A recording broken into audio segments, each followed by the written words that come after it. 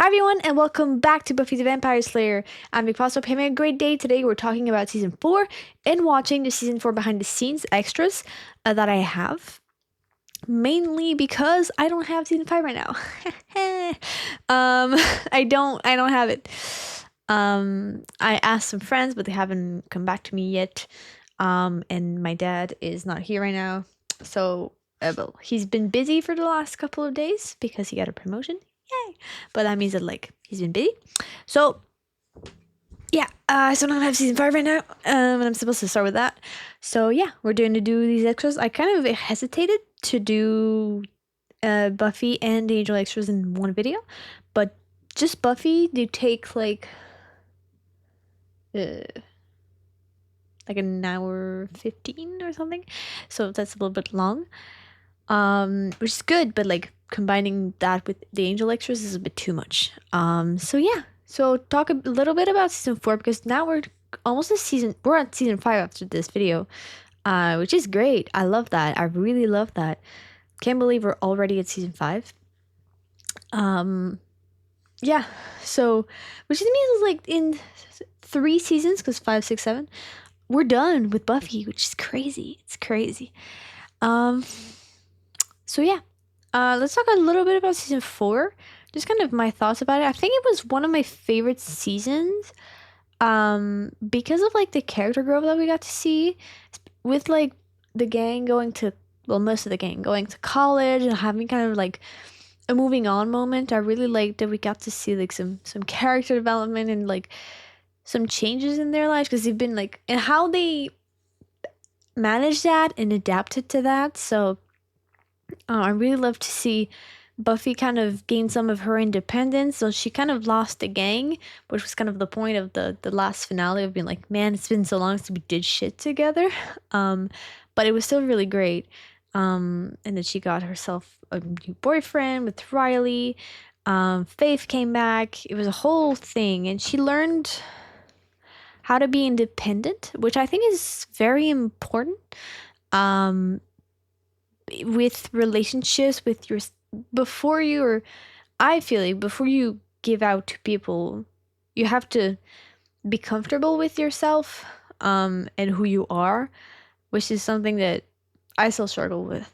And not like, of course, if you get a partner, they can help you through this. They can not, you don't have to be like, wait, I'm not completely in love with myself, so I can't yet. But if you're really really struggling, then either your partner is going to really help, or it's not going to help at all. And that's not even like romantic relationships, just in life. Just, you need to be able to learn to live with yourself and stuff. So I think we got to see that, and Buffy get more comfortable in her own skin, because she's always had that like, I don't want to be a slayer, and I really don't like being a slayer. Not being, but like the responsibilities and all the consequences that come with being a slayer. So I thought it was really interesting to see that through. I love to see Willow's character development, because she always felt like the tech nerd and like the witchy girl, but like I'm glad we got to see her kind of separate herself from that and get herself like an identity in a way. And I mean, of course, it was mainly like getting away from Oz and having Tara in her life. But I feel like she's a whole character now, Before she was just, no, she was, it's not that she wasn't a character before, not at all, but like she was the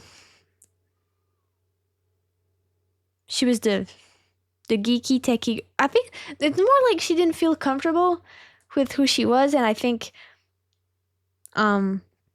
this season it really showed how more comfortable she got. Yeah, it's more that than just you know not being a full character, but I feel like she embraced herself more, where before she was just kind of like in the background but still in the forefront. Like she was still like letting people go and lead and stuff, and now she's like, okay, now I'm doing stuff, which I think is really cool. And we got to see Xander as well. Xander has gone through a lot. Like he got himself a girlfriend, which is Anya, which I really didn't like at the beginning, but now I like her. I like her. She's fun. So that changed. And like there's still this struggle of like not being enough and not measuring enough to everyone. Um, but like I watched. I mean, I think it's a famous sentence, but like comparison is the thief of joy, and that's so true. Like really struggle with self image. Like um, I don't like my nose. I don't like that I have um like my profile. My nose is big. I don't like that I have kind of a little double chin when I do this. And I don't have a really great side profile. I don't really like a lot of things about me. And some of my friends are really pretty. They're really pretty, so I'm always like, oh man, I wish I was as pretty as her, and I wish I had that, and I wish I had that when I was just happy 5 seconds ago. So instead of, and that's what kind of he's doing. He's like, okay, all these people are like going to college, they're moving on with their lives, and I'm just stuck here. Instead of like working through it, because not that he's not, because like he tried to get a lot of jobs and he tried to get a lot of stuff, but I feel like in his head he's still stuck in the I need to be as better as everyone. Um, and like I should be doing that, and that's always a thing that um my mom tells me when we have talks. Like a lot of times I get anxious, like, oh my god, at my age I should be like, why should you be doing that? Why? So a bit of self-esteem that I can get, which I think was really great to see. And I would like to see Giles. Well, he didn't really do much in that season apart from learning his awesome singing talent. Um, we had a whole thing with Ethan when he became a monster. He thought he was like drifting away from Buffy. So a lot of great elements in this season. I think a lot of character growth, and I think all of the episodes work towards that goal, because a lot of times in TV there's like that moment of like, okay, this episode is just fucking useless. If you took this episode away, then nobody would notice. Like it wouldn't matter. Um, but I feel like almost every episode in season 4 was working towards something and working towards either like to be an obstacle in the character's life and they have to go around it and they have to go through it and they have to do something about it, or just pushing them forward and incenting them to do something. So I thought that was really, really great. Um, Spike was a new character addition after Oz left, which like he was a bitch, so I'm like it makes sense, but god damn it, I love Oz. God damn it. If only you hadn't become an idiot. A little bit of an idiot.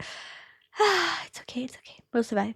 I love Tara's edition. I really like Riley as well. I think from the comment section, not that many people like him, but I really do. I think he really represents like this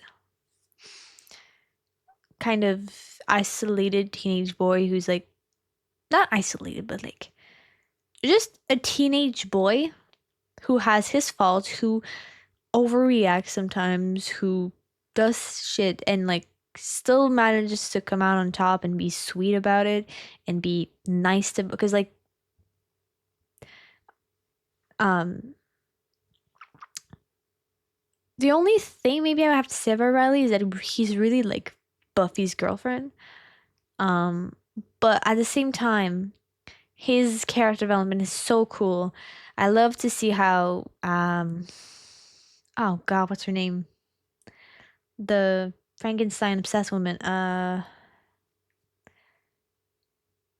Professor White? I don't know. Um, and he at first he really seemed like just okay, he's just gonna be Buffy's love interest, but he grew into that, and he grew into being just this whole person, and this whole person, um, this character that has a backstory, that has a life, that has, well, now he doesn't really have any friends because they're all in the military and they're all dead, but apart from that, he's great, and I love to see the subplot because I thought at first like I love how he was just like a soldier at first, but then you're like, oh shit, he's more involved in this than we think. And then he's like, you have a chip in him, you were brainwashed. What is happening? I really love the initiative. The kind of the government is trying to do shit and it's not working. And I also love this because I was watching Fringe at the same time, which if you don't know, Fringe is a um show about supernatural events that happen, or like weird events, and there's a fringe science, which is that's what it's called. And it's someone from the FBI, a girl called Olivia Dunham, and two other people, well, three, Peter Bishop, Walter Bishop, and Astrid something. And they all basically trying to solve what's happening and help to. It's really good. I'm not describing it really well, but there's like a whole underlying mystery and stuff. And but they're with the FBI, so a lot of things they do is like, oh, we have to get protocols. Sometimes there's bitches, but we can't do anything about it. It's like management. Well, in Buffy, it's like fuck the government, like fuck you. Like they're obviously bad. They're obviously stupid. What are they doing? So that's a funny parallel, but that's just for me because I'm watching both at the same time. So I love that idea because a lot of like they were trying to do so many experiments with demons and stuff, but it shows that because humans, we like to have control over things in with ourselves and with the world around us, but some things are just like, man, you can't control that.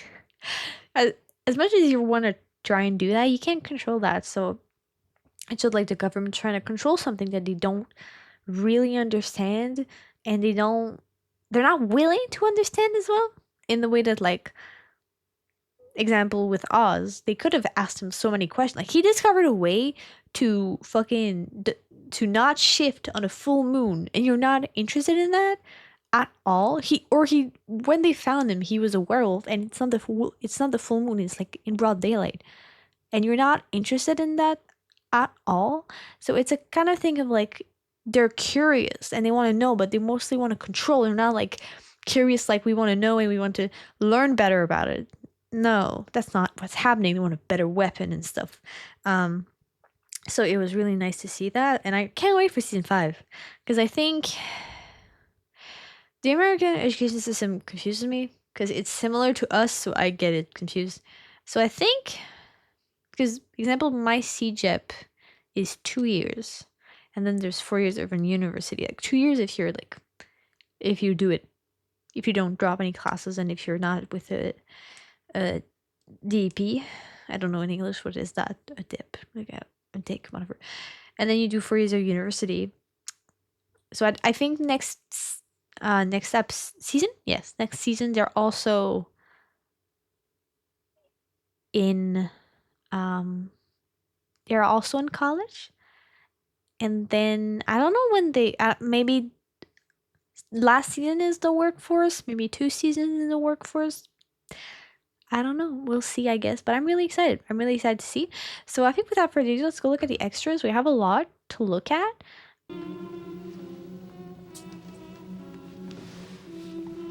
Oh, is this a dream episode? Oh no, it's the yes. Yes. Oh, it's full. Yes. I don't remember.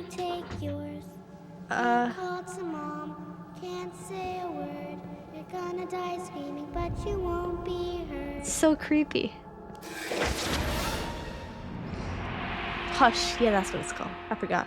I wanted something scary and kind of dreamlike. The idea that something like that is floating at me and I can't scream is a creepy child story dream. I wanted them to be old school in the sense of, fairy tale monsters, which we actually say in the show. And the idea of the gentleman being very polite, very calm, and dressed kind of in a Victorian way with their metal teeth. It's got a very industrial age feel metal? to it. I didn't even notice. The footmen, as we called them, were sort of like the inmates of Seward's asylum in Dracula. It was like a class thing almost. There was the gentlemen and there were the people who did the dirty work.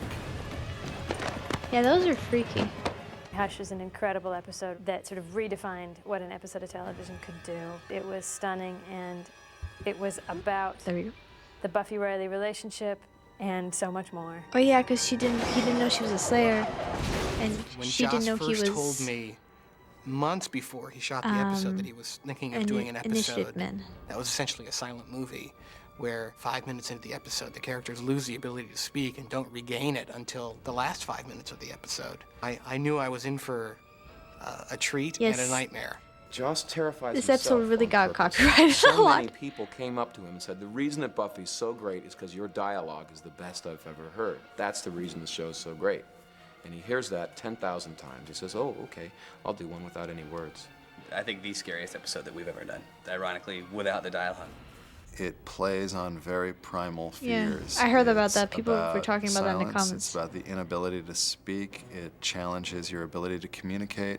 And it just has the creepiest villains we've ever done. I think that the gentlemen are straight out of the Brothers Grimm. They're modern Grimm's fairy tales. Yeah, no, they were really scary. Guys who look like something they're from a bit less scary music now without box the from kind of hell, and emotional they involvement rip your that I heart had, out. but still. And very much in the vein of nightmarish imagery, they smile when they do it. And you don't know what they're thinking. Are they human? Are they not human? Were they ever human? You don't know. They're just malice. The gentleman floating throughout Sunnydale was enormously impressive. This was a huge challenge for all departments because it had to be photographed. They couldn't be CG people. They couldn't be composited objects. They had to Okay, I do was too like, much why in is the this scene, impressive? so And I they forgot. really needed My to bad. be flown. When you'd see them kind of flying down the street, you know, with no suspension, with their lackeys trailing behind, essentially what you're looking at is a very gigantic crane with many, many wires. Oh, essentially, you've got the I thought they gentleman had as like a giant skateboard or puppets something. that were being moved on a giant crane rig, you know, over the city of Sunnydale, of downtown, and we're basically removing those rigs frame by frame. Joss hired these mimes to play Oh, the they're gentleman, and I mimes. think that the greatest special effect is the simplest. It was their hands and their grins, and that's the stuff that sticks with That's you. smart. It's really Also, smart. the thing about Hush that I think really makes it so creepy is that everyone's forced to communicate without words. And when you're forced to communicate without words, you have to communicate what you really mean. It's the first time that Riley kisses Buffy. Everyone's talking too much at the beginning of Hush, and then they can't talk at all. So they got to express what they mean in different Yeah, I ways. remember that. They The were whole not part where communicating they at all. find out they can't speak was just fun because, you know, everybody's going to react differently to that kind of thing. Willow thinks she's deaf at first because she can't hear anybody. Xander, of course, thinks it's Spike's fault because, you know, they're stuck together. It's, you know, Riley's all what the fuck? business. Like, what the hell's going on? You know, let's solve this. And then does something Then incredibly you wish you'd stupid. learn sign language. Just get in the elevator. I thought, well, if I don't talk for 3 acts, then I really will have no choice but to direct it visually. And I realized what it was about was the idea that when you stop talking, you start communicating. The idea that language, because it is so specific and it's this. constrictive, can interfere with actual communication. Everything was That was about hilarious. language. So every time somebody interrupted somebody or misused a word or was unable to say what was on their minds or anything like that, it was very much on theme. It was very much what the show was about. Yeah. No, that was a really good one. It was a really good episode. Yeah, I think this is... Oh, the music of sleep.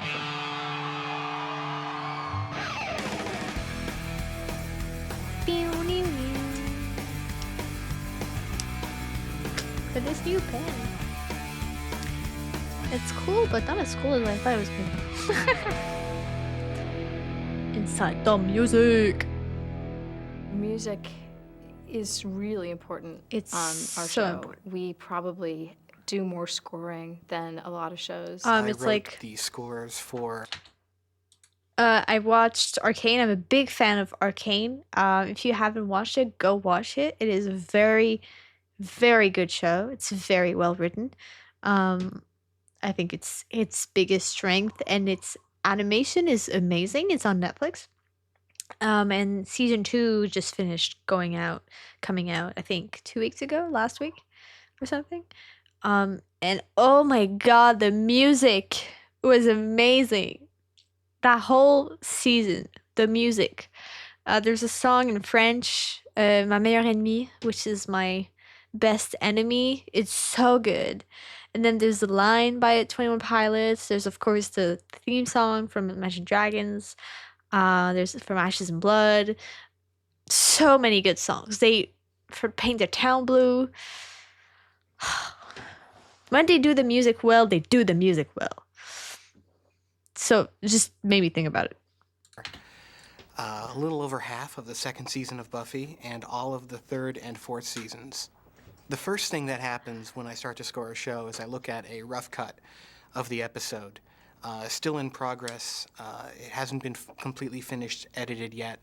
And I just watch a videotape with temporary music that the editors put in to get a sense of what kind of music might work or might not work in the show. Usually the very next day, there's a meeting with Joss, or if Joss can't make it for some reason, Marty, one of the producers, and John King, the music supervisor, and a music editor, and the picture editors. And we all sit down and watch the show from beginning to end and talk very specifically about where each piece of music will begin, where each piece of music will end, and what it's supposed to be doing. And this is called But yeah, spotting. the music in this show In is a great. typical episode, as there would well. be anywhere from 14 to 30 minutes of music, depending on the episode. After Wow. that spotting session, I basically get about a week to score the episode, and I do that at my own studio, where I have a lot of synthesizers and samplers and a computer, and it's all designed to simulate an orchestra. The musical approach is decidedly traditional. It's symphonic. It's every Yeah, episode we this treat is great. as a movie, and we try to make it as dramatic and as big orchestral movie scores. are. Music is So very important. That's basically the It really goal changes in the terms of shift style of the everything, I music. think. Then I usually bring in one or two real players to take away some of the inevitable Am I so clear? What is coldness that you happening? get from having a 100% electronic score. And certainly the electronics have gotten to the point where they can fool a lot of people into thinking they're hearing an orchestra, but bringing in a couple of players just takes it up that extra level. Usually a woodwind player who plays lots of different woodwind instruments, so I can bring in one person and he can play oboe and flute and clarinet and really give me a wide range of colors to play with. Yeah, it's kind of always like, unless the music is amazing and oh my god, so good, you don't really notice it. So it's nice to get something like this to actually talk about all the music that's so important. That's one great thing about Buffy and Joss, is that they understand the power of music and the power of score, and sometimes design scenes specifically to be carried by With score. music, I mean, Hush yeah. is a great example of that. It was not the most he'd ever written for an episode, but it was the most important it had ever been in terms of defining the gentleman and getting their sort of really getting their feel. Riley's love theme, everything had to be very specific musically because it was doing a lot of the talking. Chris Beck is a genius, and I think that the best music he did for the year was for Hush, because it had this kind of scary fairy tale tone to it. It was very effective and very creepy. An episode like Hush, I knew the music would be presented so much in the foreground that I didn't have anything to hide behind. I knew the music Yeah, was it's- such an integral can't part hide of the behind like storytelling. the dialogue that, and the standards action that or something. I set for myself on that show were really, really high. CD standards, if you want. You know, I felt like I was making a record as opposed to just scores, and the attention to detail, the amount of counterpoint that's going on within the music itself, the I don't know complexity anything of the about music. music. It's all I really multiplied by a don't. factor of 10. I think I stopped taking music in like 12th grade. No, not 12th grade. That's when I was 12. Yeah. That makes more sense. I'm like super clear. I have no idea what's happening. There are character themes in Buffy. A perfect example of this is Buffy and Riley. I mean, we kind of knew at the beginning of season 4 there was going to be a new boyfriend for Buffy, and there were some hints of romantic tension prior to Hush, but I didn't really have the wherewithal at the time to have come up with a theme prior to Hush and to plant the seeds of that. So The theme that ultimately became Buffy and Riley's love theme was first heard in Hush when they kissed for the first time. I And love this was themes something because I that don't took hear me a them few until tries someone to points get. it out to me, and But I'm once like, I oh did my get god! it seemed pretty plain that this was going to work for the rest of the season for them. Chris Beck is a tremendous composer. He really, really has a way with melody. I feel like the right piece of music can just make something so haunting or so memorable. There's an episode in season 4 where Giles wakes up and he's a demon. It's called Yes. A New Man. There's a lot of humor there, and the music was was good. really over the top, monster movie music, like Godzilla on acid. I mean, it was really, and that really helped with the humor too, because the situation he was in was so absurd, and the music rose to that level of absurdity and She was the one out couldn't of control understand him. That was the nature best part. of his predicament. For I think comedy, was really of enhanced by course. having completely over-the-top monster music. Superstar was also a really fun episode to do, just because such a ridiculous alternate oh my universe god, yes, that was episode, and good. They knew they wanted the music love to that also one. take a bit of a left turn, and so we went a little James Bondy with a twangy guitar and almost big band style. It was very well done. Spy Sorry. horns. Once again, your face comes back to me. The big band that was playing, and then Jonathan sang. And it's actually not Danny Strong's voice. It's the voice of an actor named Brad Kane. We came up with Brad Kane, who was an actor who actually appeared on the show in season 3, I believe, as Tucker. We brought him in because he's a singer, and I believe the singing voice of Aladdin. We picked Serenade in Blue. It's just a beautiful song and romantic as anything. There are 3 different times in which Giles sings in this season. Yes. He sings Freebird, Behind Blue Eyes by The Who, and of course the exposition song. Tony is a singer.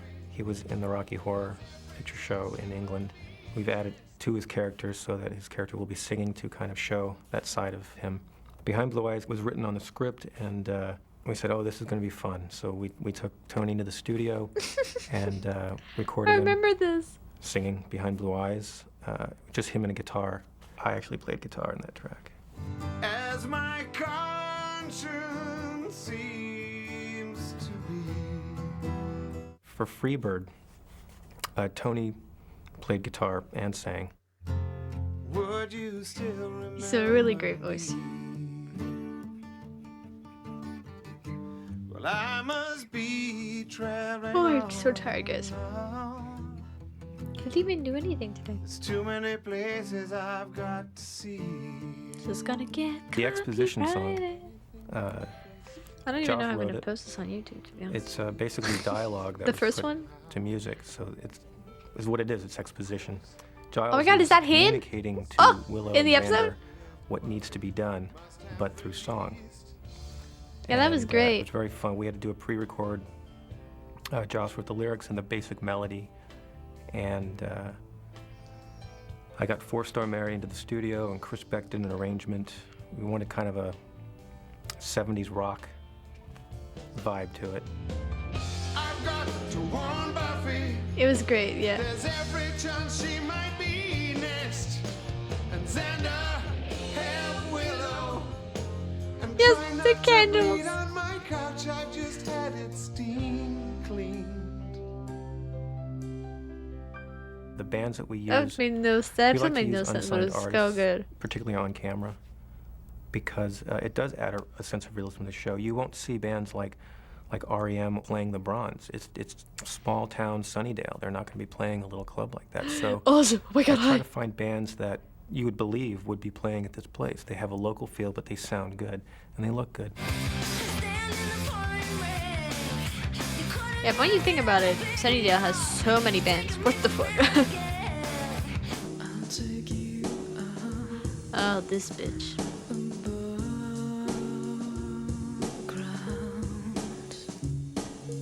THC, which is now George Serra, who is the mastermind behind that band, was the music behind Veruca. The name of the band in the show was called Shy. And of course, George was on camera.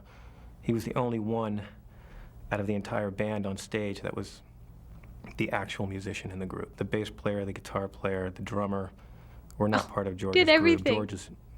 George. If you look closely, you'll see him On the left side of the screen, he'll be playing keyboards. Oh, him? The process we use I for didn't get bands on the show when they're filming, most of the time we just use their recorded CD. We'll play it back on set and they'll lip sync just like a music video.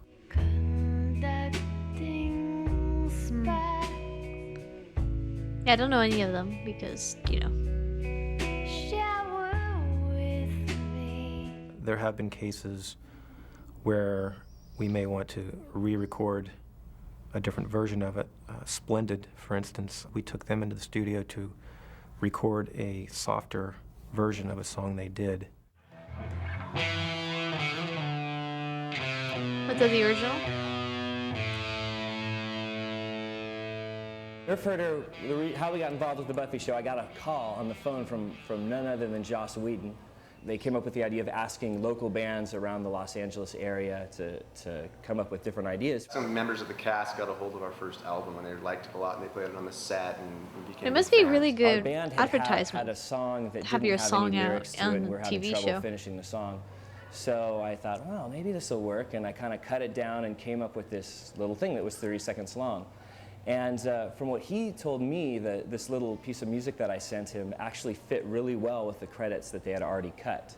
And so they liked the sound of it from the demo I had made, and they asked us to do the theme song. I think by season 3, we did a remix, or we actually brought them back in and we re-recorded the entire thing for a better, fatter sound. And at that time, they were putting out the soundtrack to the TV show, and they wanted That's what I a think. better I don't really talk version on the this thing. I'm soundtrack. like, okay, that was cool, but that's cool. I don't know.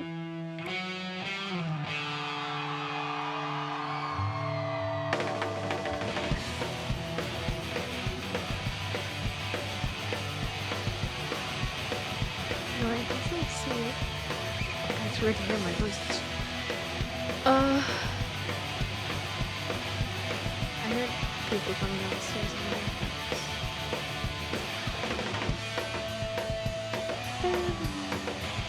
Oh, you can almost hear it.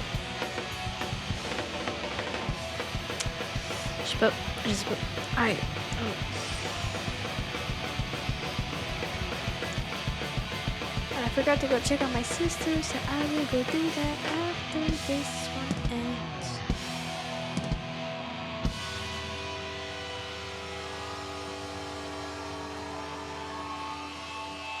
Oh, it broke! What? How did you do that? Yeah, that was it. Okay. 1 sec.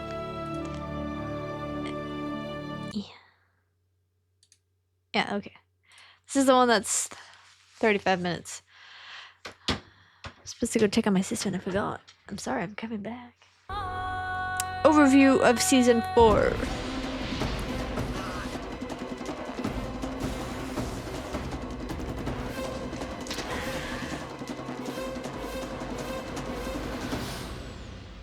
Yeah, baby. It was a very strange sort of schizophrenic season for all of us. Oh, really? Season 4 was about your freshman year of college. It was about the freedom and the terror and the sort of search for identity. Oh my god, I forgot about that random It's very roommate. liberating, it's very fun, and at the same time, you can make a lot of really dumb mistakes and you can lose touch with important things, which all of them sort of did. And the idea was that by the end of the season, they would have come back and said, wow, we all went on this journey. None of us went together, but here we all are. The whole world in front of her, and she comes back to this dive. Xander! Buffy in particular finds herself kind of adrift, and that's why when we see her at school, she's really small in comparison to all the big buildings. We wanted to really convey her sense of insignificance compared to this big experience. We thought a lot about the fact that even though she's the Slayer, this isn't a situation that a Slayer necessarily has the skills to take on. No, it's Buffy. What if I can't cut it? Can't cut what? Slaying? Slaying everything. Buffy gets beat up by a girl, which never happens. She just meets a tougher girl who lives on campus. Her name I is wish Sunday, it had made her a and really past gave Slayer Buffy a who's run a for her vampire. money. Oh, that would have been so cool.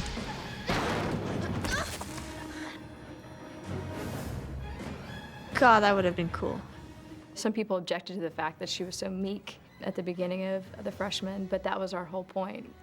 The character of the Slayer is People really were interesting saying, when she "Oh my is God, why also is she human." meek?" What? And when she also has human emotions and frailties. Buffy is also feeling small and kind of insignificant as she sort of lost her security blanket. And that's how we dealt with the missing angel, was this just general sense of nothing's quite right. Rupert, you have a guest. Buffy, hello. Is this a bad time? It's weird how Lost soul. At the time, a bit of a lounge lizard, hanging out with my girlfriend, Olivia. He purposefully cuts himself adrift. Yeah, from that Buffy was so and says, stupid. You know, you're a big girl now. You're at university. Go off and do your thing. Remember before you became Hugh Hefner when you used to be a watcher? Officially, you no longer have a watcher. Buffy, you are going to have to take care of yourself. As the season goes on, that was so abrupt. it becomes more and more evident that now that I'm cut loose, I don't know what to do with myself. And so we have little visits to Giles's home where he started to watch quiz shows, and he's obviously becoming unhinged. Everybody, Giles has a TV. He's shallow like us. He's Our Side shallow of like Day us. is an episode which Buffy is rebounding from Angel, and she ends up sleeping with Parker. And so you're sort of set up to believe Parker is probably evil, or perhaps that he's going to be the new love interest for the season, that he's going to be what eventually turned out to be Riley. No, just But he's not evil, and he's not Riley. He's a guy that doesn't call back. At the same time that Buffy's going through that, Spike is back in town. It isn't time yet. Yeah, but as soon as we have the Gem of Amara, you're gonna be so what? The Ring of Amara is what we call the phlebotinum for this episode, the sort of magical element, the supernatural element of the story. A mystical artifact that allows vampires to go out in sunlight. What are you doing, you big freak? That's my gem.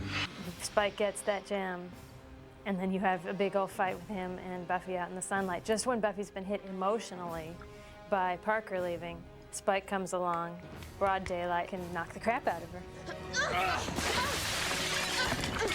He's still lost. So, He's still lost. Parker take a poke, eh? Like a big dumbass.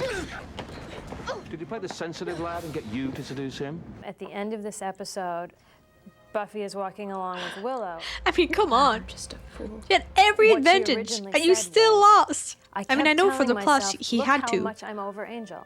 Look how I'm not even thinking about Angel. Look how I'm going out with this other guy, and it's not about Angel. I should have realized that meant it was all about Angel. Yeah. And we cut that line because the episode was something like 6 minutes too long, and we cut a lot of stuff. No, really? Oh, that would have been a great And line. it's a shame because a lot of people felt that Buffy was very disrespectful to Angel in the memory of what they'd had to sleep with this guy so soon. Oh, really? About It seems kind of obvious. I said I was over you. Like, I mean, Anya, I don't have time. There's actually a third story in Harsh Light of Day. There's the Spike Harmony story, the Buffy Parker story, and an Anya Xander story. Yeah. So that the episode ends with our sort of 3 abandoned women all walking through campus at the same time. This was the episode where Anya comes back and asks Xander to sleep with her. I like you. You're funny and you're nicely shaped, and frankly, it's ludicrous to have these interlocking bodies and not interlock. She seduces Xander in a very peculiar and ex-demon-y kind of way. And then after it's over, she thinks he's going to be out of her system, but in fact... So I'm over you now. She reacts as human people do. I'm only a wolf 3 nights a month. Or you're the wolf all the time, and this human face is just your disguise. You ever think about that, Oz? The way Oz No, and you Vertigo dumb deal bitch. with being Oh, I wolves hate it is so on much. the same theme of repressing the id. It's such a strong metaphor, and it's no secret that horror films and like werewolf stories and many cliches of the horror genre are all about sexuality and kind of the feeling of having to sort of keep that repressed, and when it comes out, it's a beast, it's a monster. Wild at Heart Yeah, is but the same I hope kind of that idea wasn't- taken to the next level, which is I think Oz Oz is a meets a horny woman freak. who's the same as he is, who has that beast at That- the core of her being, and there's Not an in the way that, attraction there like- which is beyond rational Which is, oh my thought. God, I see And someone, when it let's comes to go. it, it really destroys everything around them. And Oz is aware of that and is trying to keep it contained because he doesn't want to hurt the people he loves. You know, 'Cause he's a anyone angel. in real life who just lives by their desires is going to cause wreckage. She is the example of someone who's just given into it completely. She's given into that side of her nature. And Oz is the civilized man. He's the person trying to keep all that in check. I hated that episode so much. Gentlemen, suit up. We have a code red. Hostile 17 has escaped. It's a big turning point when we find out that the government and that science, that basically the world of science, has invaded this world of magic. And this is the first time that we see that Riley, he's not only a part of it, but he's a squad leader, and that there's this enormous operation going on underneath the campus of UC Sunnydale. It's very And there big. is one scene that I really like that's very much in the vein of 30s screwball romantic comedies where they meet on a park bench and they're talking and they both have to go because action has broken out. And it's kind of like they're both Clark Kent dealing with it, you know, I gotta go to True, my phone that's booth so now and true, change yeah. into my superhero garb and hiding that from one another. Is there something out there? Huh? We see Angel for the first time crossing over from his own show in Pangs. Angel has returned to town because he's received warning that Buffy might be in danger. But he doesn't want to get into the emotional situation of letting Buffy know that he's there. He is unseen by Buffy. It's a crossover that Buffy is unaware of. Help me. Oh! What part of help me do you not understand? I love Spike. Out here. Spike is in terrible shape in Pangs. He's got his chip. He hasn't really learned how to deal with it yet. All he knows is that he can't feed. He is one of the ones with the sort of pangs of longing. We see him looking through the window at sort of a happy vampire nest that's all eating a victim That was together. so hilarious. The longing Like, that what the Buffy fuck? has for this Thanksgiving dinner. Spike has it too. He wants a lot of blood in his, but it's the same kind of longing. Spike's more important than me. I get it. Well, fine. Why doesn't she just go marry him? From now on, we're family. Yes, that episode was great. When Oz left Willow, obviously it That was so funny. devastated her. And she's not willing to let the grief run its course because it's just so painful for her. So she decides she's going to do something about it to stop her pain. And the spell that she cast was to have her will done.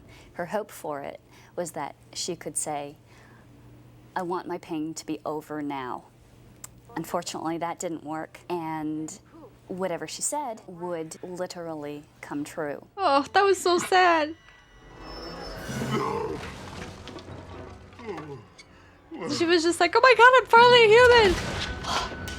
I know it was for comedy effect, but that was so Giles gets sad. turned into a demon, and it's about him scrambling through the world and no one recognizing him and everything being very alien to him at a time when Giles is in fact alienated. He begins to think that no one understands him or really cares about him. So Yeah. the whole idea behind New Man is that, you know, what is it like if you feel completely cut off from a group and you feel like you're talking and no one understands you? So what's the extension of that in Joss Whedon's mind? Make Giles a demon who goes, Yeah, all the episodes are so thought out. He is guttural, feral demon. Don't you understand me? The spell is put on Giles by his old friend Ethan Rayne, a character that This we'd fucking introduced guy. before. He was in the very first Buffy Halloween episode. He's Which an was old the best friend with Giles from when they Halloween were teenagers. episode. They had done some very bad magic together that had actually resulted in a death that made Giles recoil from magic, particularly dark magics. But Ethan worships chaos, and he has stayed on the sort of dark path. This is your objective. Sub-T 67119.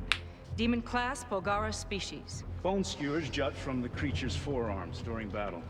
It's imperative, when ensnaring it, Oh yeah, not well, she's to with damage the its initiative. Question.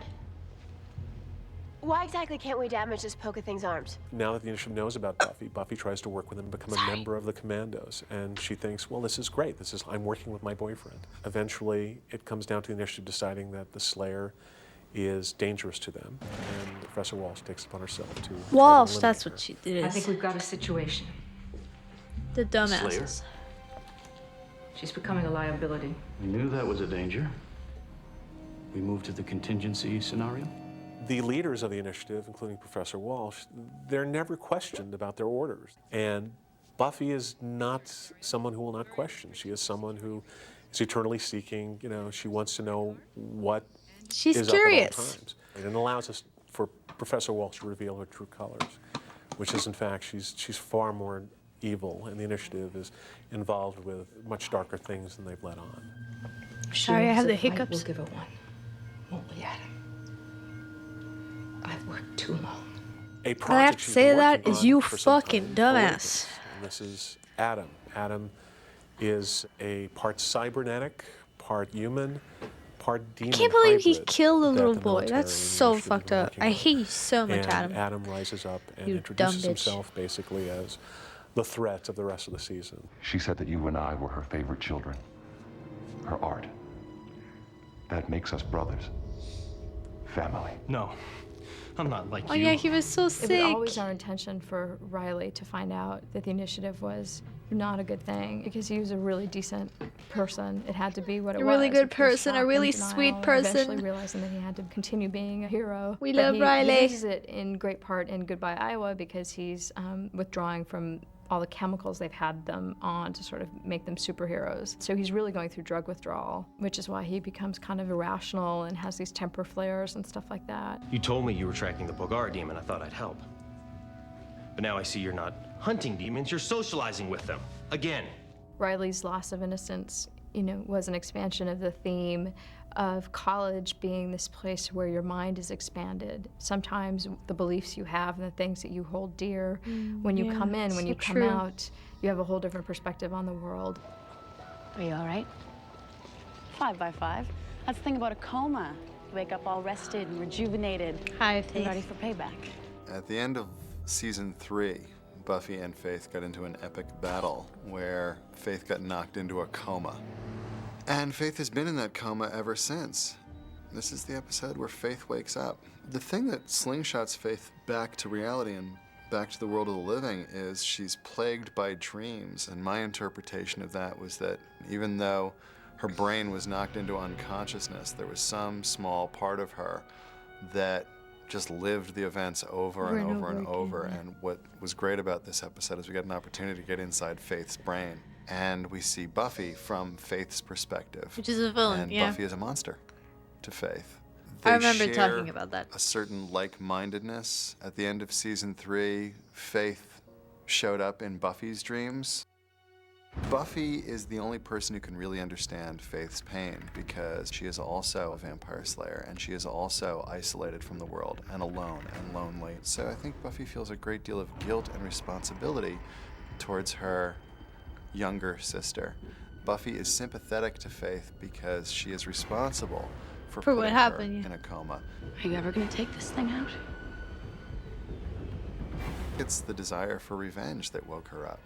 Faith wakes up, she escapes, and then she is lost on the streets of Sunnydale, Because which I really everything like. is So gone. much has changed, and Faith hasn't been a part of it, and she's kind of catching up to the world around her. They have one of the biggest knockdown drag-out fights where they just trash the house. We'll never know for sure if they just fought and Faith lost, or if Faith let Buffy beat her into near unconsciousness so that Faith as Buffy could just deliver one knockout punch. That was so good. I have to go home. She's with my mother. No! Lie still. You don't understand. This episode was so good. She's taking my body.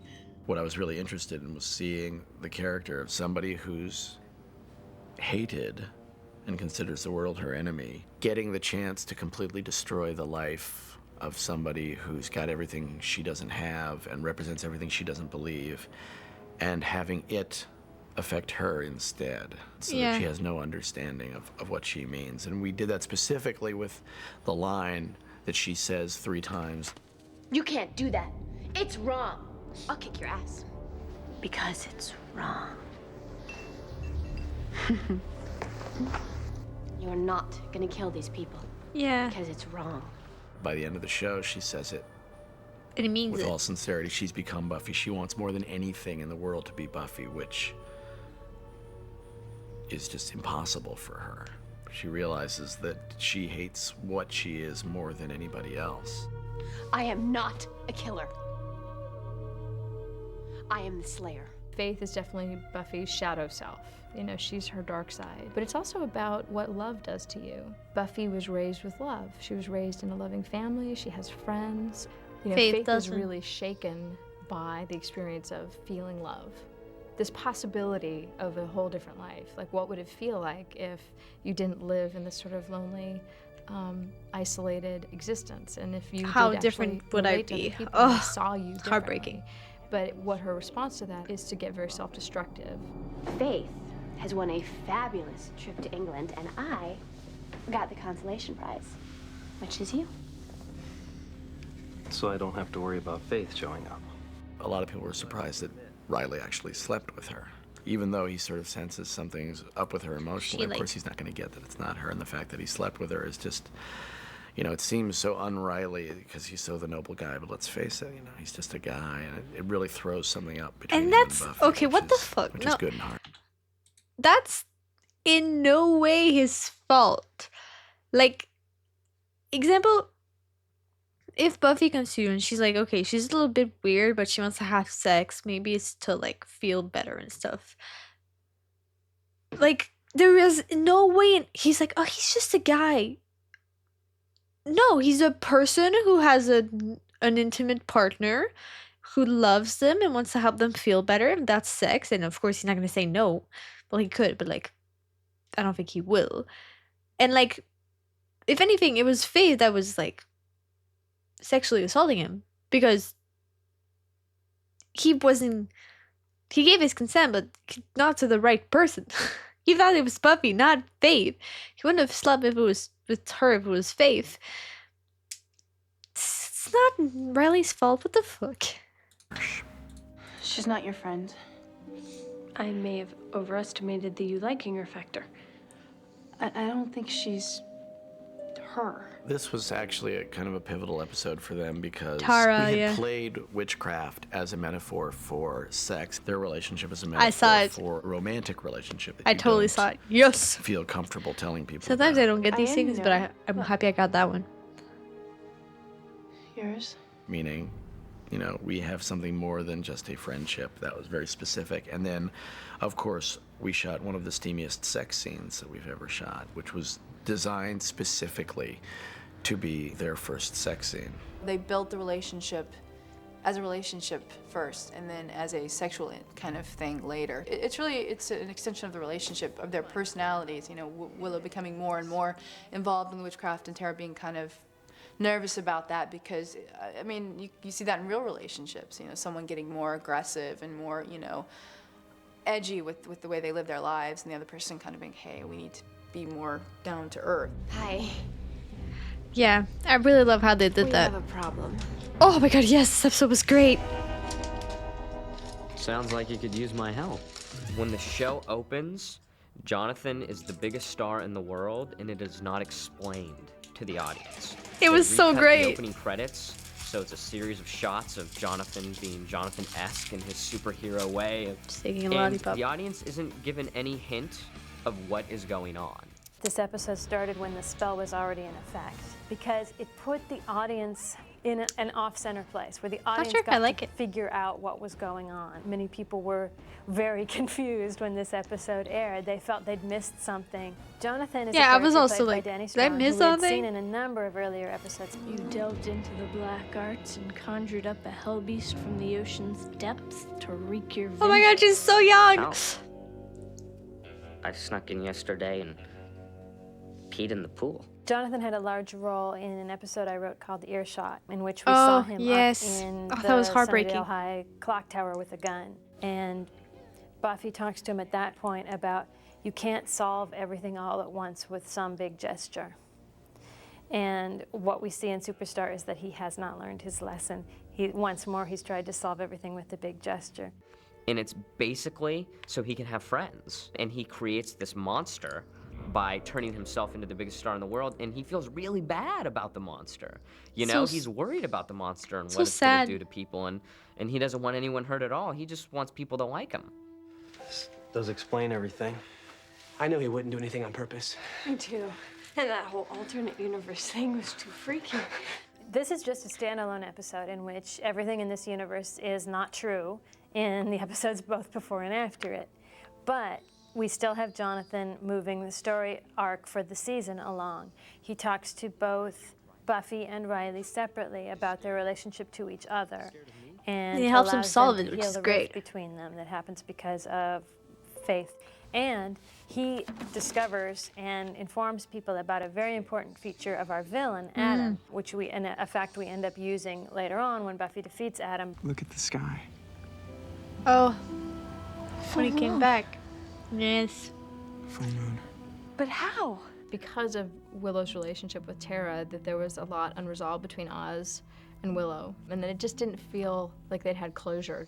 There's something undeniable between her and Oz that won't ever go away. They just have a connection. Time had passed, and people expected them to get back on the bus, and when they didn't, there was reasons, of course, and yet no one really understood why Willow would have any hesitation. Their breakup was about necessity. It was about a condition he had. It's almost as if someone went away with a disease, you know, I'm gonna go find the cure. And he came back saying, I found the cure. So everyone expected them to just resume. But and no, Tara I and Willow's lived on. relationship is actually getting deeper and more solid. And then Oz comes back and Willow finds herself really torn. She tries to kind of pretend like that's not there. And instead sort of really alienates Tara. And Tara, of course, gets extremely threatened. It's the classic love triangle. There's part of you that really wants her to go back to Oz and part of you that really wants her to stay with Tara. So I think the audience was definitely getting to go through that experience of feeling I really also was conflicted. like, And oh ultimately, man, what poor Oz, turns but out at the is same that time, Oz's Tara and solution Willow hasn't really solved everything. And the beast that comes out again is just as uncontrollable as it was before. Run.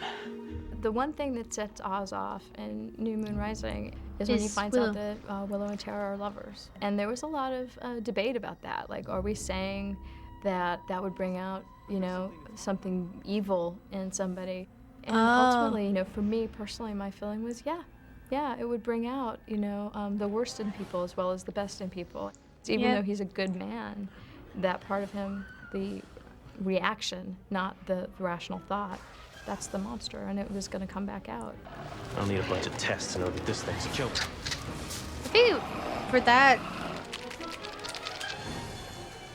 his reaction, Oz's reaction Riley's was more first like, reaction how to dare you saving love Oz Willow and is stuff? That Oz is a beast. Rather you know, than Oz is a werewolf. lesbian Riley's relationship, been working but on the assumption that anything that looks a certain way is bad. There's a desire to make things very black and white. I mean, a lot of what this season was about is the desire to have a worldview that is simplistic, because then you know what right and wrong is, and there's no gray. That living in the gray area is really uncomfortable. So Riley learns again about the gray area, and the whole idea of Riley's character was that he was going to be a person who's very clear about his worldview, and that was just going to continually get messed with, and he needs to understand. So his character was that just hi, like I'm gonna get Angel fucked over. and other people in their universe, not all things that appear to be beasts are fully evil. Spike, I want you to come with me. You're going to help me with my problem. Why is that exactly? I'm going to help you with yours. Spike And knew it that never the biggest happened. big bad was going to be Adam, and that when the dust settled, Adam was going to still be standing, or so he thought. Adam recruited Spike because he knew that Spike could help him get inside the Slayer's world. Controlling the HSTs is getting harder. We have serious overcrowding in the containment areas. Quite a mess. It's not my mess, sir. I'm just holding the fort while you figure out what you want to do with the place. Season 4 is definitely about science versus magic. We've always been in Buffy's world where magic Was that a rules, vampire, the girl? and Buffy herself is a byproduct of magic. So we threw in a bigger Science. and less successful picture of what happens when the United States government gets involved? What happens when people who believe in science and kind of have disdain for demons want to capture them and use them for military gain? And Like what happens when dumbasses. science tries to control the world of magic is science gets its ass roundly kicked by magic. Magic is just too powerful in Buffy's world. Where do you think But you're magic going? is too wild. I want to see an old Magic is girlfriend. a force of Why you really think energy I'm gonna let that happen? Think you're that gonna you stop don't me? understand. Like, it's not just like, here's a flower. Let's make a flower crown. Like, no. When Angel and Riley meet, It's a testosterone fight. what's fun is that neither guy's gonna blink, and I think that Buffy is really torn between the two of them, and even the writers were kind of torn between the two of them as they were going. There were definitely Angel groups and Riley groups, and who gets the last word and who gets the last punch, and Neither. there was a lot of back and forth on that. And what we ultimately came to that was fairest to everybody was that Riley couldn't really win the fight because Angel is too strong. But what's great about Riley is that he's the guy who won't stop coming. You know, he just keeps that's good, coming because like if after Angel, Riley even had though he won, that knows would have he been can't weird. beat him in a straight up fight. Like, Once I love you, forget your Riley, old but that would life just and have been embrace weird. your destiny as I have, you will know power you've never dreamed of. I think you're going to like it. Riley also has a chip in him that the initiative had put inside him, a homing 'Cause they're chip bitches. that brought him to Adam. We learned that Riley, when he ever got killed in battle or severely injured in battle, dealing with his demons, Professor Walsh was readily prepared to turn him into another Adam. As he learns more and more about the initiative and learns more and more of the darkness of their purpose, it causes his world to I don't know if crumble that and dude was becomes like a darker character. as soon as he Seeing became part demon, his accepted it. mother figure, his I think mentor, no, I Professor think he's Walsh, just turned like a into bit brainwashed. mindless zombie, as well as Dr. Engelman. More and more, he's coming to realize that his life for the last couple of years, his training was all a big lie. It was all for nothing. It was for something that is against everything he believes in. I Which is activated the his worst. chip.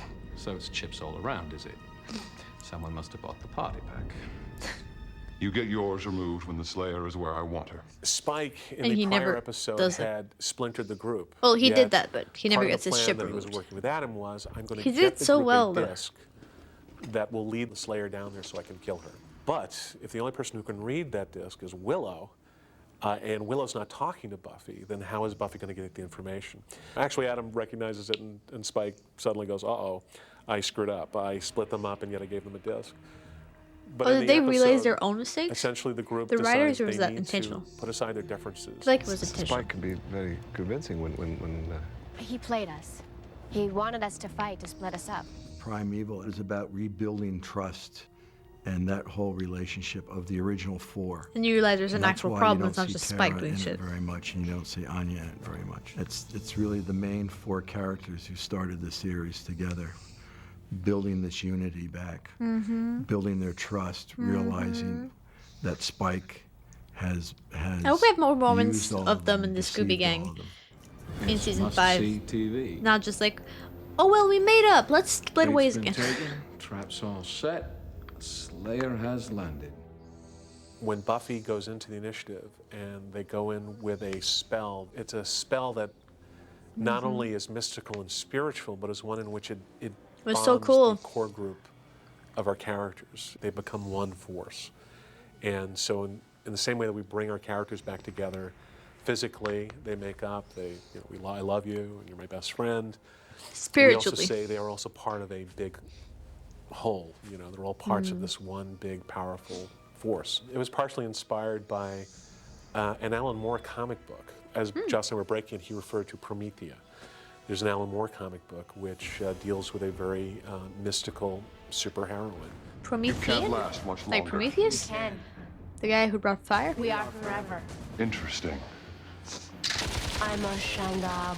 The concept and story that The Matrix told visually changed the way we wanted to see film. Much of these ideas kind The of Matrix? rooted in a comic book world that Joss is very much a fan of, and this was like an exciting moment for us because it actually kind of put it out there that we could do different things in the motion picture medium. We're not just that a were being simple done bitch. and done well in the comic book realm. We're not demons. Is that a fact? Ah, yes, this episode. What was yours? Before Adam? Restless was a deliberate attempt, and it threw a lot of people to do a very different season finale. Twice we had done two-part giant battle Yes. extravaganzas. We'd done Becoming Part 1 and 2, and then we'd done Graduation Day Part 1 and 2. And when we did the final resolution of the initiative, we had already done that exact thing. Big start and then a huge finish with a giant battle. And we didn't want to be repeating ourselves, and quite frankly, the initiative was not the emotional center of the lives of our kids. Ultimately, it was just a place for a big fight, and we had some cool stuff, and it was fun, but I was like, I want to try something different. I'd like to do the big finale, and then I'd like to have an And it episode that's worked. all just a grace The note. only thing- And I thought of the dream episode. The only thing I feel like they could have, because I was too confused, and I was kind of, at the beginning, I was really detached from this episode, from Restless, because I was like, okay, we finished everything. What is going on? Are my lips orange? I think so. I feel like if the kind of aftermath of this happened, like, example, suspense, oh, it happens right as, like, they're leaving, or like at the end of episode 21, I think you see them sprinting out, and if we had a closer shot and you see them just suddenly like, or they get a headache while they're running and everyone is like, and then they collapse, and that's the cliffhanger for the next episode, that would have been cool. I feel like that would have hooked me better, because when I came to Restless, I was just like, well, everything's done, so I don't really, whatever happens, it doesn't matter. Not that it didn't matter, but I wasn't as invested. So I feel like if they'd had kind of a cliffhanger for that, but at the same time it would have been like a 3-parter. I don't know. So yeah. And I thought this would be a really nice, interesting way to really comment on where we've come and who we are. And the entire episode is basically just 4 character studies. Yeah. What these people are about, what they fear. But it what was they so want, good. I who love the they character are. study. I'm like saying I didn't like it. I would have just like the Everybody's here. end Your and whole beginning family's in to the front row, smooth better. And they look really angry. There's a production? The most important thing when I first started it was that the dreams be dreamlike. Originally, I was thinking of the way dreams transition, the way things are not what they are, the way you respond differently, the way you go from place to place and they connect in ways they shouldn't. It's about combining the totally Oh, that was so surreal good. with the totally What just mundane. scoffs like gravity? And I think that actually worked out very well. I got the primitive, this creepy figure that's going from dream to dream, so there is some connective tissue. It then became a question of basically writing poetry. Yeah. Basically free associating. Obviously things had Because to dreams get don't make sense. worse at the end of each act. People had to be in peril because this thing was trying to kill them in their dreams. But beyond that, there really was no structure. So I was basically sitting down to write a 40-minute tone poem. Now, I don't write poetry because I'm very literal-minded, and it was extremely liberating and strange, and another big, oh my God, I'm going to fail, they're going to hate me, experience to just kind of free associate on these characters and how I feel about them and what's cool about them. I have no speech, no name. I live in the action of death, the blood cry, the penetrating wound. I am destruction, absolute, alone. The first Slayer. The first. I introduced the idea of the primitive because I wanted somewhat to set up the coming year. I wanted to set up the idea of what it means to be a Slayer, and I wanted to talk in terms of the year that had gone before Buffy's ideas about everything she'd felt and seen and how she reacted to them, and the difference between her and other Slayers. Yeah, you that know, she was has basically a that base she and had these supporting people, friends. and we had separated her from these people for part of the season, and so for her to be back with them and to be saying, you know what, I'm not this primal, alone, demon-like creature was important, but I also wanted to set up the question in her mind, what is it? You know, what is my history? What is a Slayer? What is that all about for season 5? I very much feel this episode yes! developed the season in the Love sense to see more of that. That was so you know, cool. it summed up, you know, where our characters were, and that ultimately they needed each other, even if their relationships with each other were a bit bizarre. It was sort of a chaotic season. And a lot of people say it's the season where we fell apart and they don't like it. I actually think it's the season where we did most of our best shows. But it did sort of have It was such a good season. What the fuck? As I was talking about the initiative. What is and other wrong things, with you know, people? a lot of things didn't come together in the big picture. Episode by episode, I mean, the strength was pretty much unmatched.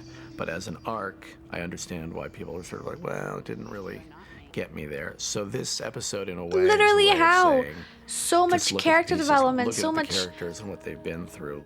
like stuff going on. Like what? I mean, sure that it wasn't as a big bad, but that's not what's important about this show. The importance of shows are not the fights. They're not the cool villains. They're not they're the stories that make the characters go beyond who they were, and my English is failing me. Like, ils vont par-dessus des obstacles. They're like going over obstacles and stuff.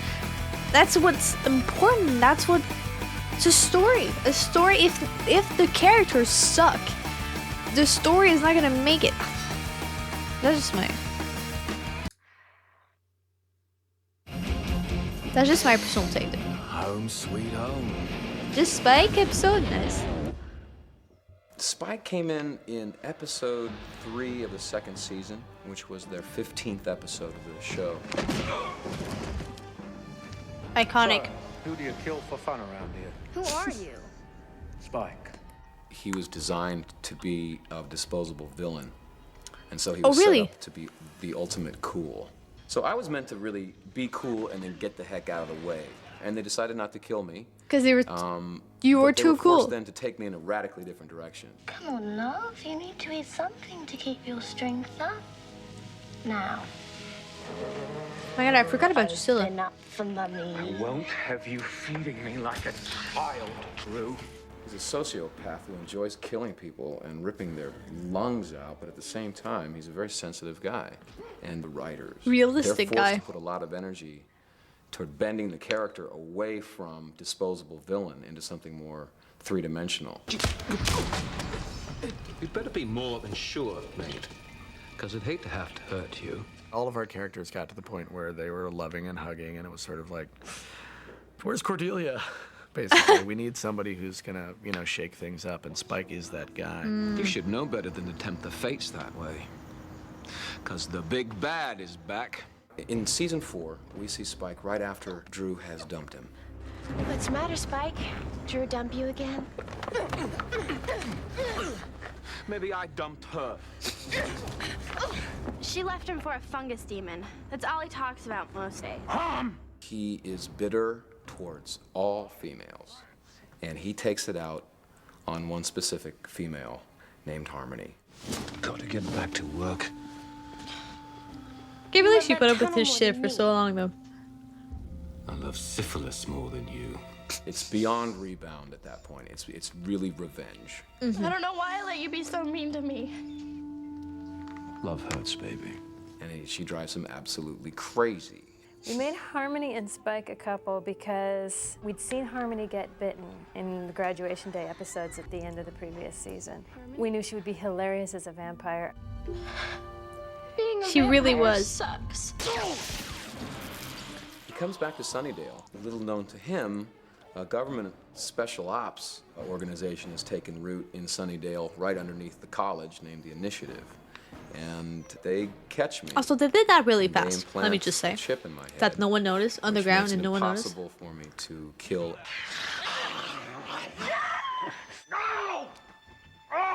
The sucking of blood and the taking of a life is very much like taking of a woman. It's a very sexual thing. If you notice, guy vampires don't bite guys.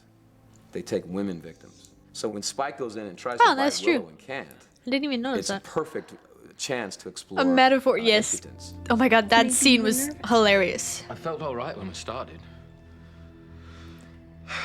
Let's try again. The interesting thing in season 4 is it is our first attempt to bring Spike out of the shadows of complete villainy and try to fit him into the Scooby Gang. What are you saying? I'm saying that Spike had a little trip to the vet, and now he doesn't chase the other puppies anymore. I was supposed to be the one who stood at the side and said, Buffy, you're stupid and we're all gonna die. All this mamby-pamby boo-hooing about Really? the bloody Indian. Oh yeah, in that episode. Okay, I thought overall. You won, all right? You came in and you killed them and you took their land. That's what conquering nations do. Spike has been one of our richest characters. I remember we this. knew we wanted him as a regular after we saw him in episode 8 of season 3, and he just interacted Killed with it. everybody, and he was hilarious. Now that was fun. I was like, let's get him on full time, and then there was that process in this But I season feel like- 4 of how do we do that? Sorry, can't stay. Gotta go see a girl. I didn't work out as Cordelia. I failed miserably as Cordelia because I can't go out in the sunlight, man. We tried it, you know, but it limits the ability of... That's the only reason you failed as Cordelia, not getting into the I sun. always come in a smoking blanket. It's just impossible to get me into the Scoobies like that. So at first, it's a bit of a strange fit. You can really see the writers trying to see how I'm gonna fit in this gang. And also, they had Emma Caulfield at the same time, who very well fit into the shoes of Cordelia. Gotta hand it to you, Goldilocks. True. You do have bleeding tragic taste in men. I got a cousin married to a regurgitating Frovelops demon that's got better instincts than you. As an actor, I right away played an attraction to Buffy.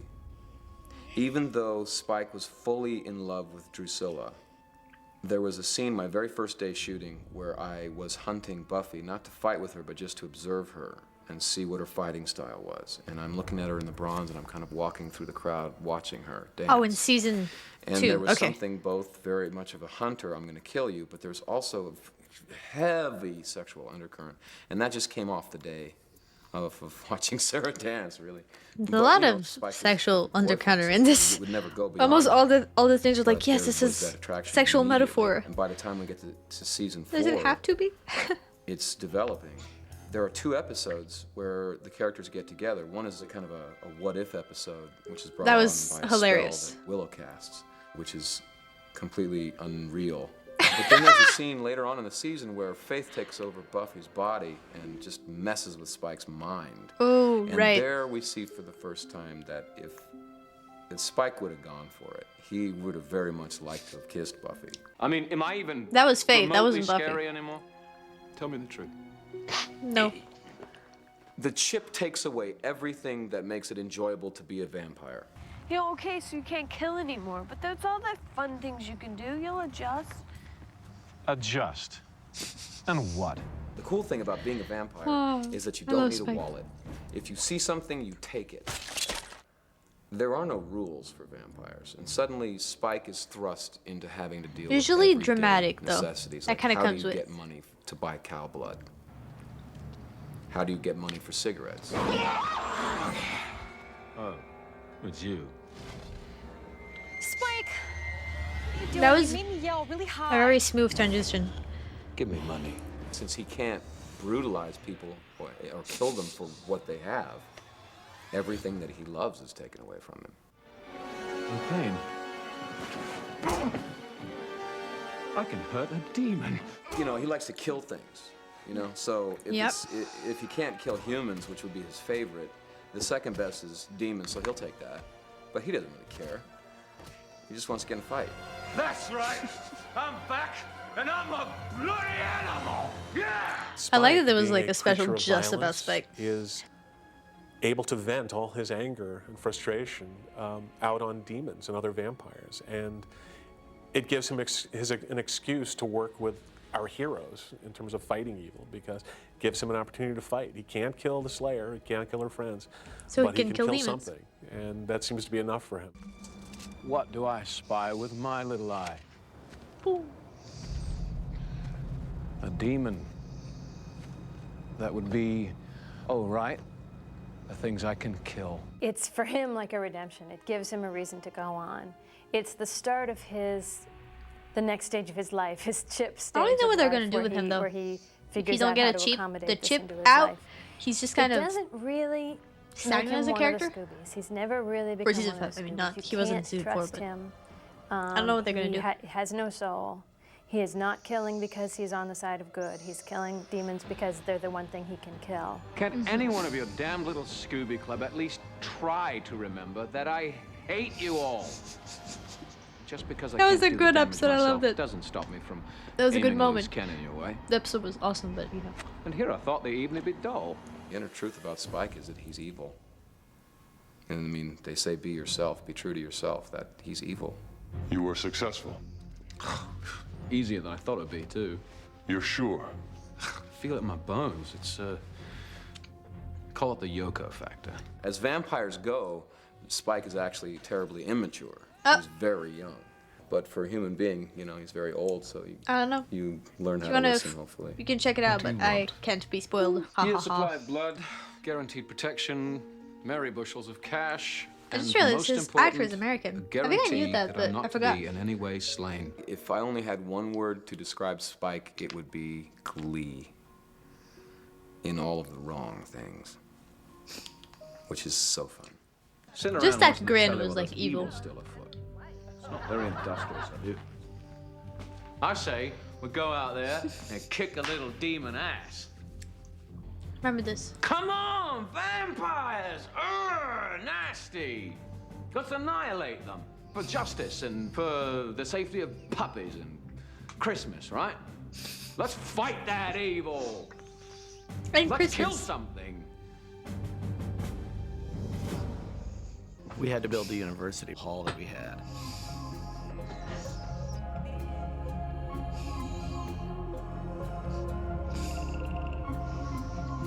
With these great sets, really kind of easy to get into your part. You know, if you're in a crypt, you're in a crypt, you know? Yeah, compared to nowadays, it's just like, Kerry here's a Myers green is screen. Duchess Irish. Act.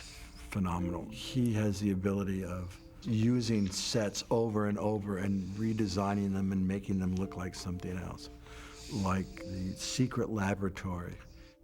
That set initially started as a library, a very old-looking library. Then it became Really? sort of a Gothic-looking church, using the same structure, which is the arches of this. So Carrie just kept keeping the basic arch structure and kept redesigning it into these various different sets, and That's you'd cool. never recognize it. We always knew that the frat house was the cover for the initiative. So I knew from the beginning, we sort of built that set in segments. We had the sort of initiative main hall with the staircase that went up to an upper loft. So we built that initially, and then, but Joss had, you know, sort of cued me into the fact that we'd be going in other places in that set that we'd have to discover later on. So as the season progressed, we sort of just added on little back hallways, which led to the sets are always secret so cool. mirror that you'd open up and then go into the elevator that takes you all the way down into the initiative. I think I almost and then killed there's my other desk. sets that carried on throughout the season, all the hallways and stuff, some of which we did on stage. And we created an infinite length of cells in a shot with actually just 2 mirrors. We only had 5 cells, and we had very large mirrors on either end of it, so that just reflected the hallway to infinity. Okay, on now both I ends. see it. The mirror is here. Oh, I didn't see it before. Oh, that's smart. Biggest and best set of all isn't really a set at all. It's the initiative, which was filmed at a place called Skunk Works, where they built stealth bombers. And it's not Skunk. designed for movies. It's a huge government installation that's real and huge and important. So that's why it looks as realistic as and enormous as it does. I wanted to get that overwhelming sense my of parents the home. paranoia and the grandeur and the we have everything. Visually, sometimes we were able to pull it off. We got a few shots, like when they first go into the initiative, that are really epic. But we wanted basically James Bond. The initiative set, we used a couple different big industrial Really hangars did give with off very cool features. There's James sort of Bond movable vibes. catwalks and these big pits built into the floors. That we lined with Mylar plastic, just to sort of give it that space age, high-tech look. And also allowed us just Yeah, to and the give that aluminum was high-tech like, look to what the just one very specific It spot. was a good vibe though, in a but I very was like, large why set. did they put so much? If we were to try to make that whole set Aluminium. look high-tech, it just would have been prohibitively expensive. We built a pretty impressive university on set one of our stages. They had to create a new world for Buffy. I want them and to show on me one of our the stages, sets they out created of UC camera Sunnydale. angles. And it was just amazing. Hallways and upon There hallways we you go, can walk thank you. through and go into lecture halls and go into student common room areas and staircases that went up to nowhere. But we didn't know that. It was just a very impressive looking institution. We also There you go, used, that's what I was gonna when, see, the when tap. the doors open from the That's what I university, wanna see. it would actually be out in our parking lot. And what they do is they dress the wall, that the only part of the wall of our building you could see, they dressed it like a house. university, you know, Okay. a hall or a dormitory high or school. something.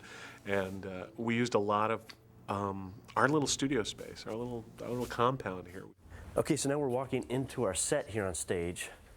This is our college campus interior hallway, and for you real Buffy aficionados, you might see this space and realize that this used to be the high school hallways, just sort of changed into our college campus that's here true. on our stages here.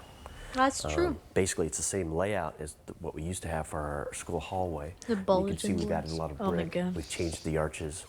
It used to be New so floor many of my surfaces, CJ. lots Well, of there still a lot is, more architectural detail than what we had in our Cool. high school campus. And this Great to was see also all like a to sped up fall version into of how they place built it. with the That's always exteriors cool. though, that we still use for our college campus, which is the UCLA college campus.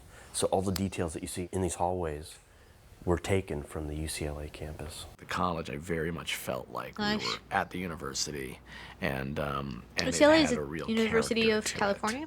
I think our college sets are amazing. The big lecture hall. Or looks LA? very cool. It was really UC? beautifully I don't designed. know what Carrie C is. went to UCLA and took a ton of pictures and tried to match everything really beautifully I'll look her to up.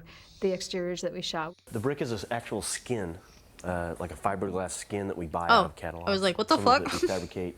This is all like plaster with sand details in it to UCLA look like sandstone. University? These are just photocopies. Oh, onto it's a both. piece of University Celotex. University We of make it look like a California, Los tile, and then we Angeles. put a nice clear coat shellac over it to give it a shiny quality. But this is just a scanned color Xerox image that was actually from the actual tile at UCLA. Oh, And really? we did actually shoot some interiors at UCLA for the first episode in season 4. So you'll notice that maybe library? the very large library. Yeah, we never see it the again. opening episode in season 4 was actually UCLA, and we used some of the hallways there as well, and then we tied it into the set here that we've got. Here we're walking into Spike's crypt, and you can see all the texture in here. It's we very play a dark. lot with vines and fake cobwebs, and just lots of grime. Any kind of texture we I can wonder kind how of put they in make here fake cobwebs. really adds to the essence of the place. And also these, you got these what we call beers. They're large cement coffins, had the lids that come off, and then inside you can see got all this fabric and stuff. And sometimes we'll play a skeleton in here, or Right, that's debris, what or he hid. something Spike's found. And right underneath you is a pit that plays. We've got a piece of wood covering it right now for safety, but there's a pit under here, and you go through a little hole and down into a whole other set, which is actually not down there, but it's just the entrance to it, which is Spike's lower chamber, the cave. Oh, that's so cool. underneath They Spike's actually crypt. have like a secret hideout in a Here we're set. just about to walk back into the Sunnydale Street, and if you're looking in here, you've It's got crazy the how big that espresso is. pump with the blue The act- awnings there's over an there. actual So in a second we can Sunnydale go Street. inside. But this was the first building that was built in the back lot. We built it as a little set that has a little interior, and we built a couple facades outside of it so we could be inside looking out and pretending like we were in a street that we would someday have, like we have now. But originally we just had this one little building with a little interior set that we would play little facades outside of to make it feel like we were in a street.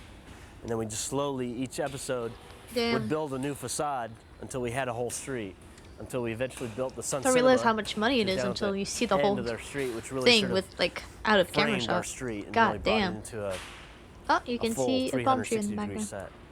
Okay, here we're walking into the espresso pump, which is just sort of a little coffee joint that is an old gas station, sort of retroed Oh, into yeah, a because I little think they've coffee only joint. been there So here we once. kind of are playing off the It was like when automobile Angels motif. snuck in You can see all these Sunnydale. stools are made out of wheels off of cars, and all the lamps in here That's are so cool. hubcaps off of cars.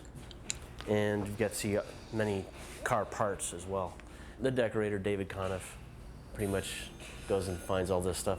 Pretty sure this was his idea to get the hubcaps and make these lights out of them. That's this really set played heavily in the show Superstar Yeah, this with as well. Buffy and Jonathan, where they sort of had this little scene going on in here. But if you keep the look consistent enough, then it all just, you That was a create big a lollipop. world that just is realistic, and you don't really have to go to a level of detail all the time. Almost like a two-parter, how big this is. Boom. Is that it? I don't know.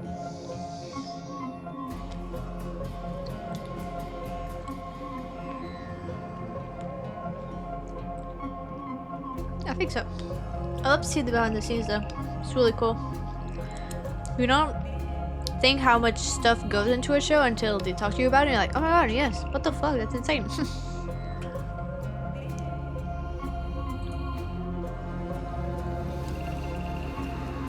Yeah. The extras for Buffy. So yeah, that was really cool. I really like seeing the extras and how to do it. I love there was just like a Spike episode. I thought that was awesome.